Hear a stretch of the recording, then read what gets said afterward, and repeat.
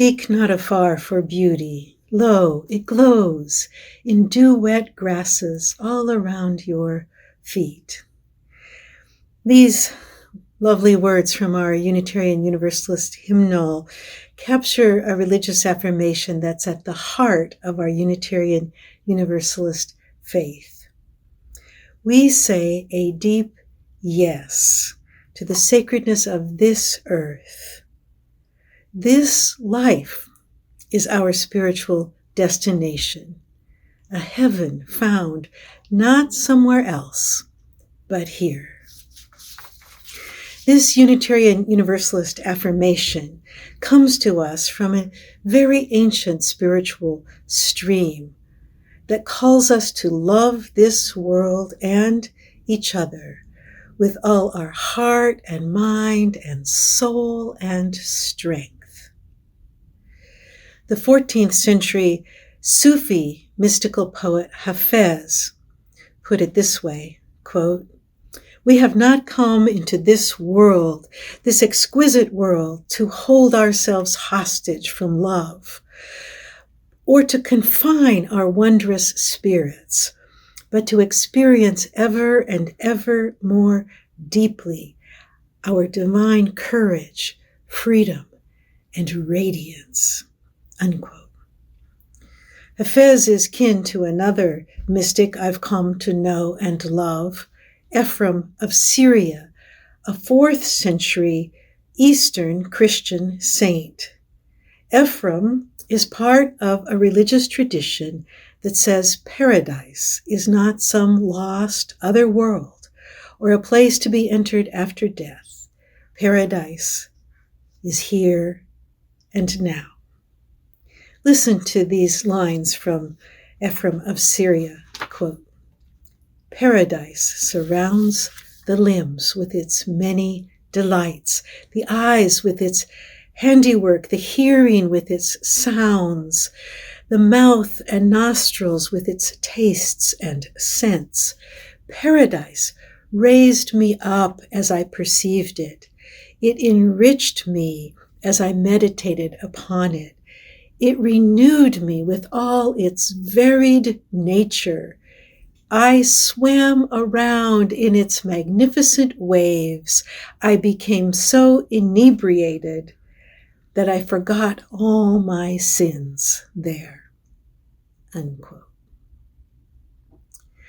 Ephraim wrote at a time when Christians believed that Jesus had opened paradise for all to enter. By his birth and teachings and healings and his resurrection, Jesus reopened paradise, whose gates had been closed when Adam and Eve sinned and were banished from the Garden of Eden.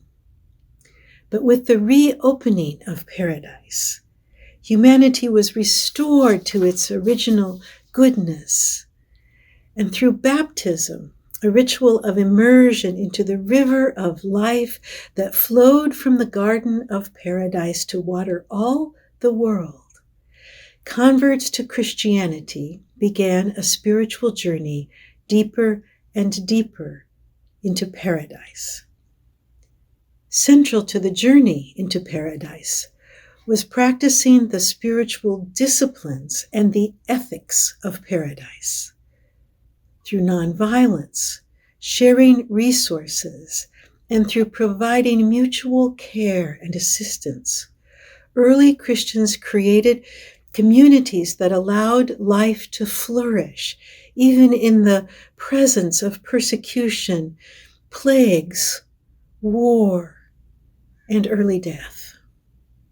For these ancient Christians, paradise was a realm that permeated this world. It could be tasted, seen, and felt here and now. And the purpose of life in religious community was to make paradise tangible. My friend and co-author Rita Nakashima Brock and I discovered how true this was when we researched ancient Christian tradition and traveled to Italy and Turkey to experience the art and architecture of early Christianity. We discovered that just to enter an ancient Christian church was to walk into paradise. In St. Apollinare in Classe, outside of Ravenna, Italy, for example, the whole front of the 6th century church is a mosaic of a vast emerald green meadow dotted with flowers and birds. Everywhere in early Christian sanctuaries, we saw the 4 rivers of paradise flowing from the Garden of Eden. We saw deer and dove drinking, images for souls whose thirst is quenched in this world by the presence of the Spirit of life. We saw a young, vibrant Christ welcoming and inviting us into the Garden of Eden, and everywhere we were surrounded by rainbow skies, glittering stars of night, dawn, and spiraling green vines laden with ripe fruits. Just to enter the sanctuary was to encounter abundant, vibrant life. As the Bishop of Jerusalem said to the newly baptized, I waited until now to welcome you into this present paradise. Such a vision of church as paradise is largely lost to us now. It was eclipsed in the 11th century when Western Christianity abandoned paradise in this world and replaced it with the idea that paradise could only be entered after death and violence could get you there.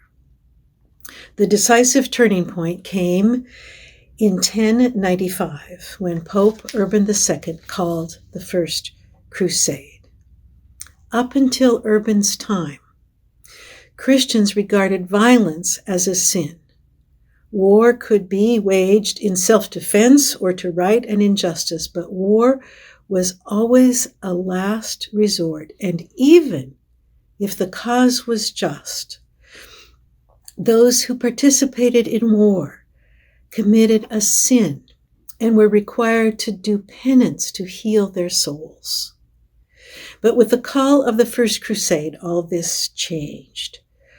Pope Urban declared that war was not only just, it was a form of serving God, an act of love for one's blood kin.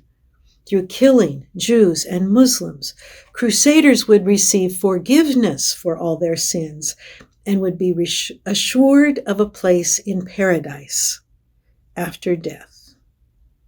Paradise was no longer attainable in this life. It was a place to be entered after death, and war could get you there.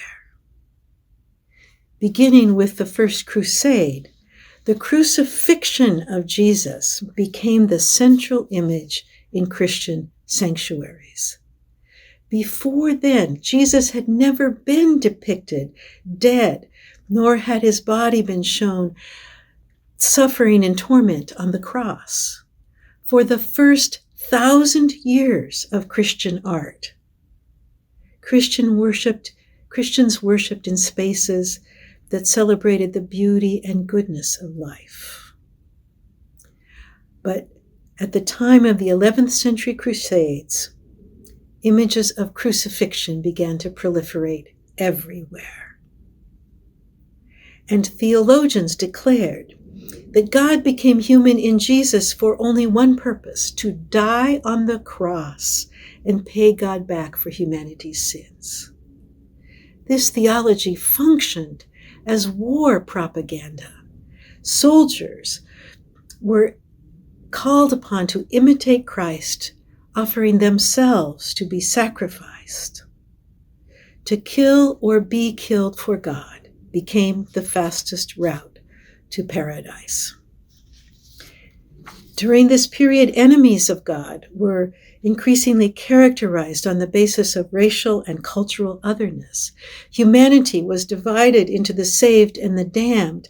Apocalyptic imagery intensified until the idea was this world could only be saved through the destruction of this world.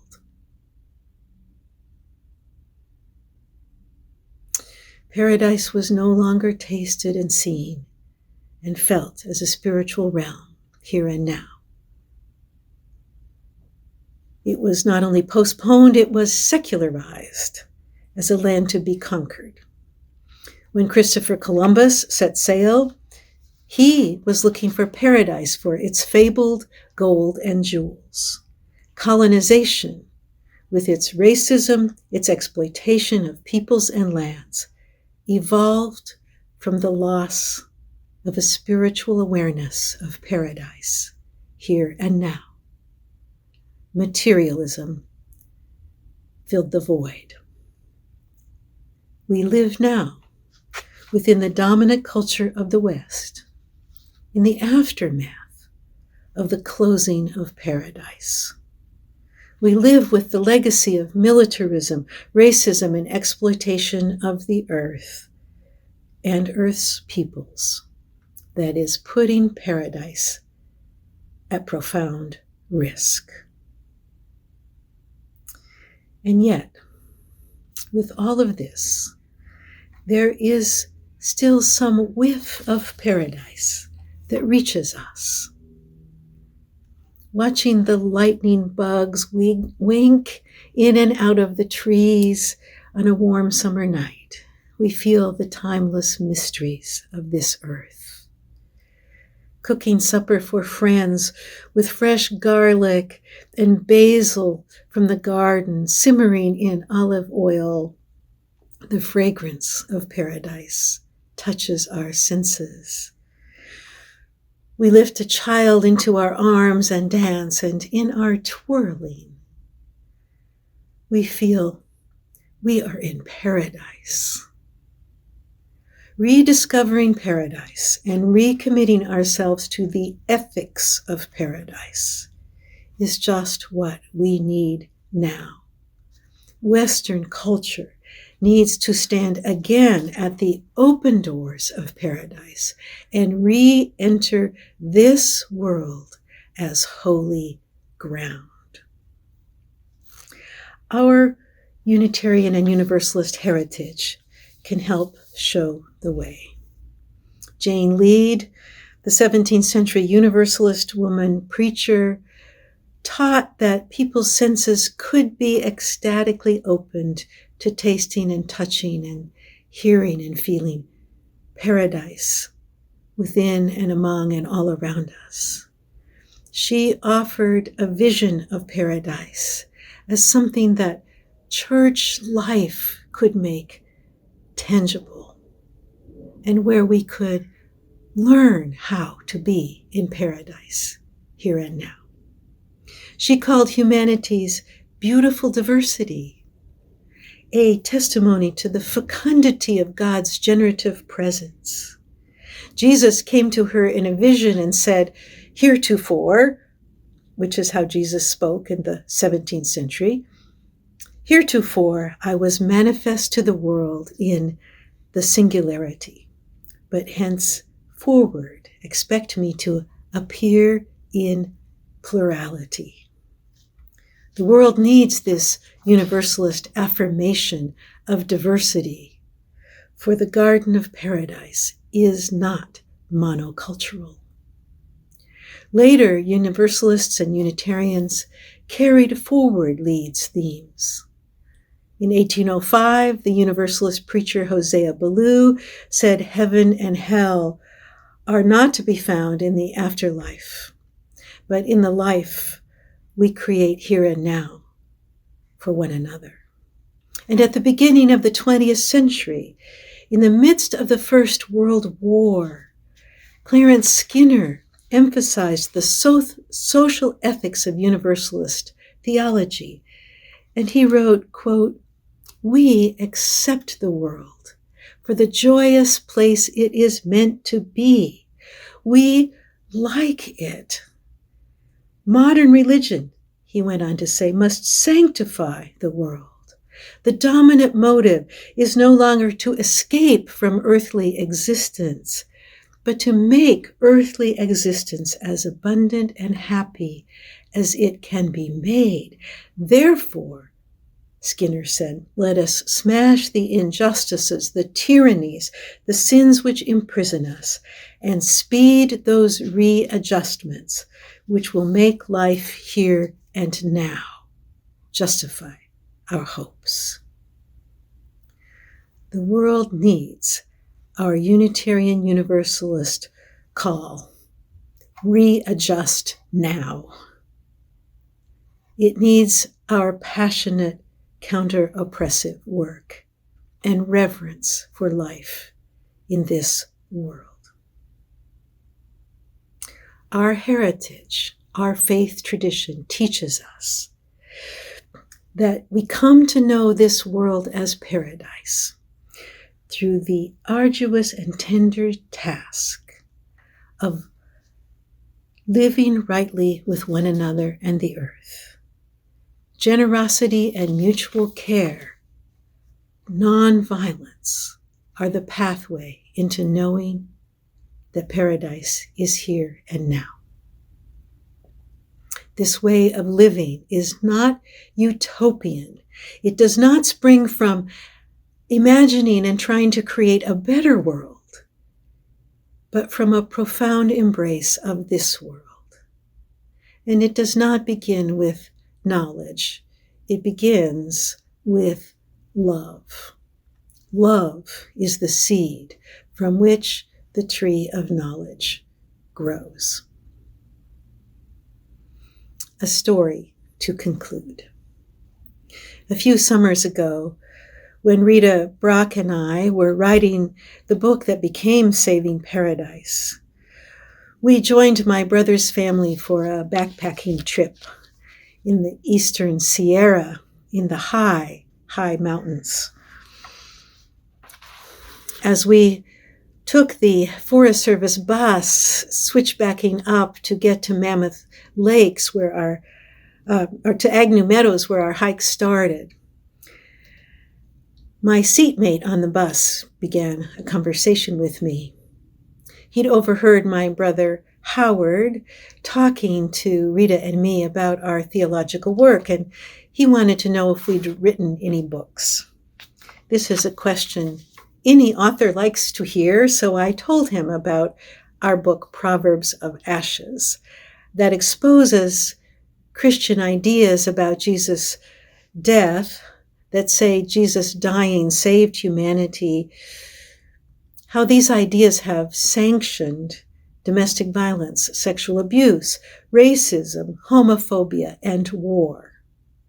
He nodded. He said he'd been raised Catholic and that his wife was the daughter of a Methodist minister. Church was important to him. But I can't believe all those old doctrines, he said. And I never was comfortable with the bloody crucifix hanging over the altar. I couldn't understand why we would be worshiping it. But I learned a way of life from the church that I have never rejected. What is that way of life? I asked. Oh, it's simple, he said. Love your neighbor as yourself. Try to help, not harm. He went on. We do what we can to make a difference by fostering children at risk. He said it was heartbreaking to hear some of the violence, abuse, and deprivation the kids have experienced. But he and his wife welcomed them into their home and did what they could to make a difference in their lives. Not even love can repair the damage sometimes, he said. I know, I replied. What is the book you are working on now about, he asked. Paradise, I said. Paradise, he mused, and looked out the window of the bus for a few minutes at the bright sky, the deep green pine forests, the alpine meadows, the sparkling stream, and rising above the sharp peaks of the mountains. Do you mean paradise like where we are right now? He asked. Yes, I said.